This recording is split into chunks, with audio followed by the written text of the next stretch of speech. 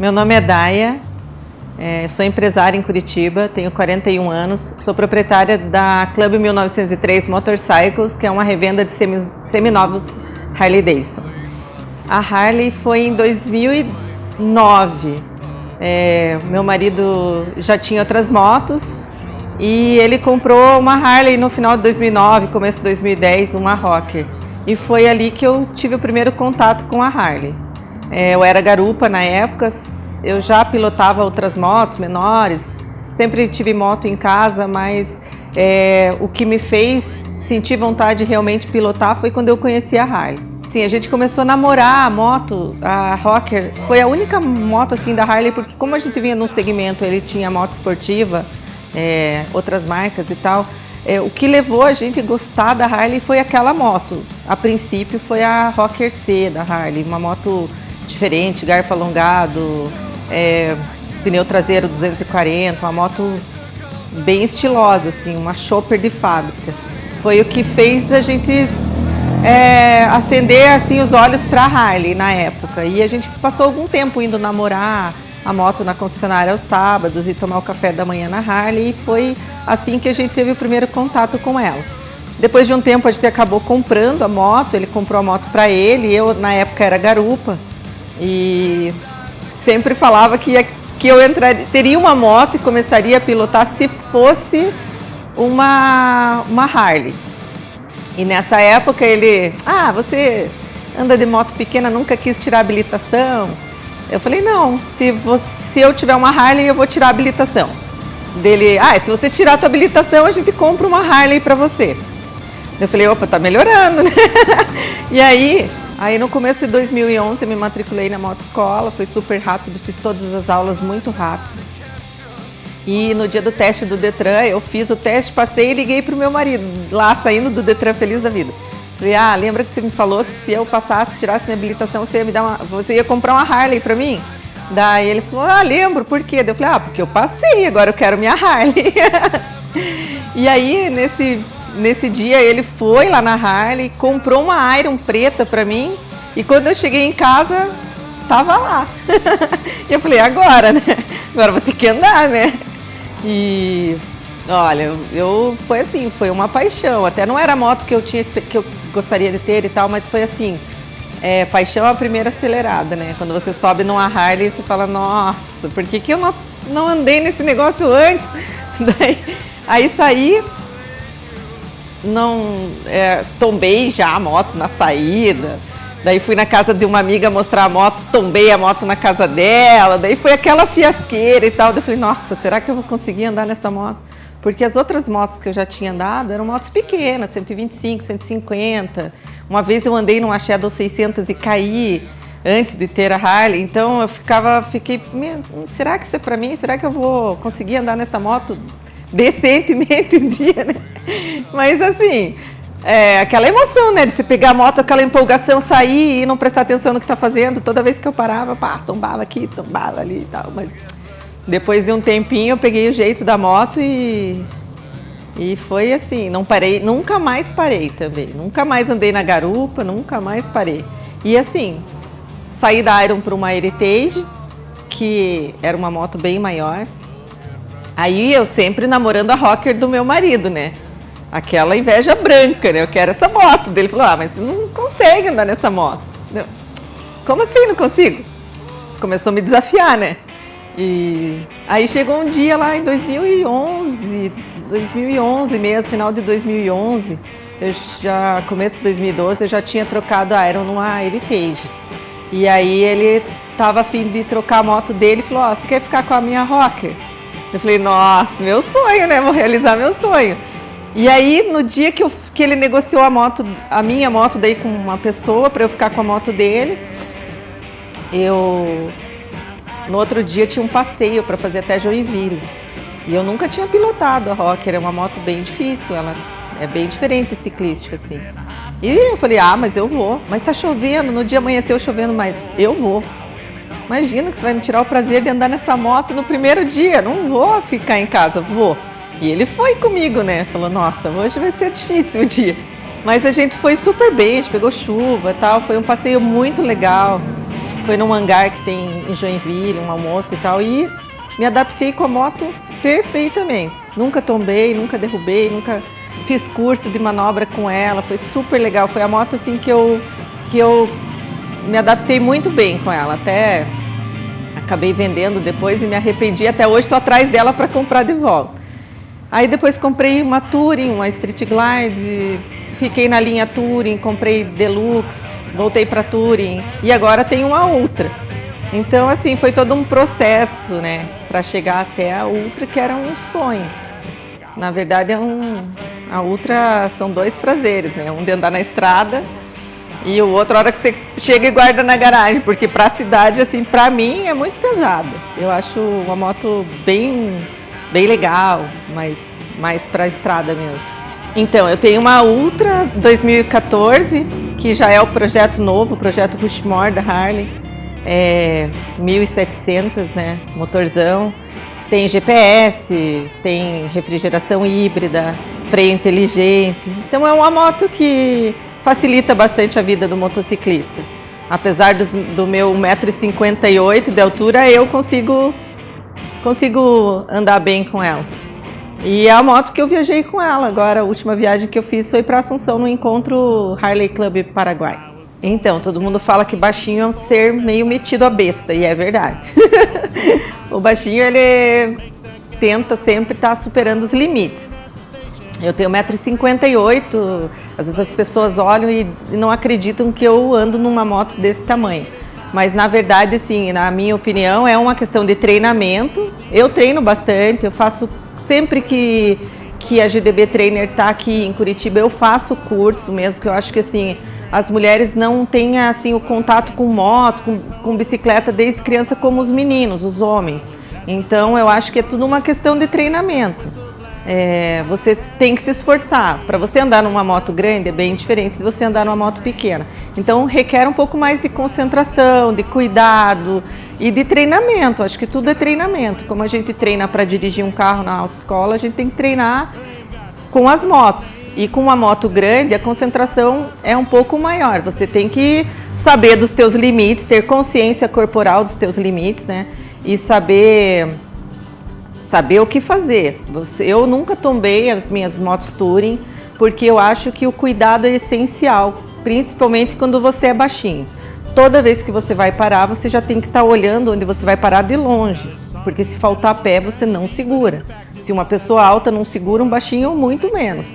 Então, tudo requer um certo cuidado, um estudo onde você vai parar. Toda vez que eu vou viajar, que eu vou sair com a moto, eu estou saindo de casa, eu já estou pensando o trajeto que eu vou fazer, para eu não ter nenhum imprevisto. Claro que imprevistos acontecem. E com o tempo, você vai ganhando habilidade com a moto. Não é uma coisa impossível de se fazer. Conheço várias mulheres que andam de Touring. E é uma coisa que você, com um certo cuidado e treinamento, você consegue fazer. Eu acho que não é uma coisa porque você é mulher e você não consegue. Consegue.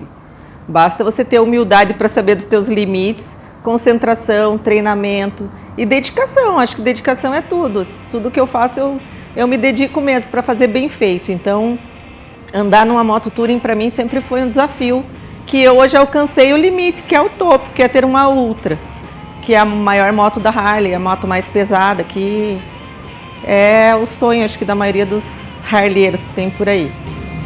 Eu rodo razoavelmente bastante, não digo que eu rodo muito, assim, porque pela loja, pela minha profissão, eu não consigo viajar tanto quanto eu gostaria. Mas assim, eu me garanto com ela, eu me garanto, nunca tombei, já viajei, já andei com essa moto 5.000 quilômetros desde que eu peguei, fazem 2 ou 3 meses, então eu me garanto. Já passei por situações bem difíceis com ela. Então, toda viagem é especial, né? Toda viagem é especial. Pode ser uma viagem de 200 quilômetros, de 500 quilômetros. Cada viagem tem aquela emoção da viagem. A última viagem que eu fiz foi muito legal, porque assim, nós temos um grupo de mulheres motociclistas aqui em Curitiba, que chama South Harley Girls, e é um grupo novo. Eu tinha um grupo há muitos anos e tal, e agora a gente formalizou esse grupo. Ele tem formalizado 1 ano. Em Curitiba, acho que são 24 mulheres que têm moto. E a gente fez a primeira viagem internacional juntas para Assunção, no Paraguai, há uns 20 dias atrás. E a emoção dessa viagem foi primeiro por estar rodando só com mulheres. E mulheres que entraram nesse mundo há muito pouco tempo, há 1 ano, no máximo 2 anos. Então foi uma emoção muito grande, porque a gente tinha uma expectativa muito legal dessa viagem, que é você viajar só em mulheres. Porque todas as pessoas falam, é perigoso, só mulher, se a moto estragar, o que vai acontecer? Na verdade, as viagens, o perigo é o mesmo, se você for sozinho, se for com alguém ou se for com um homem junto. Então essa viagem ela foi especial porque pela companhia, né? Porque também temos integrantes lá no Paraguai que recepcionaram a gente, foi uma festa bem especial. E porque assim a gente testou todos os limites,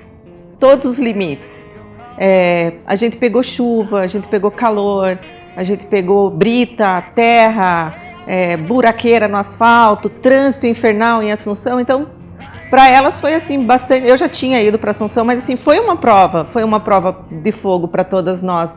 Eu já tinha ido não com uma moto tão grande, então dessa vez para mim a tensão era um pouco maior, né? Mas assim, na volta dessa viagem foi assim emocionante. A gente saiu do hotel, a água estava alta já na saída do hotel, porque em Assunção é muito perigoso quando chove, alaga a cidade inteira e a cidade já não tem uma estrutura legal, o asfalto é muito ruim.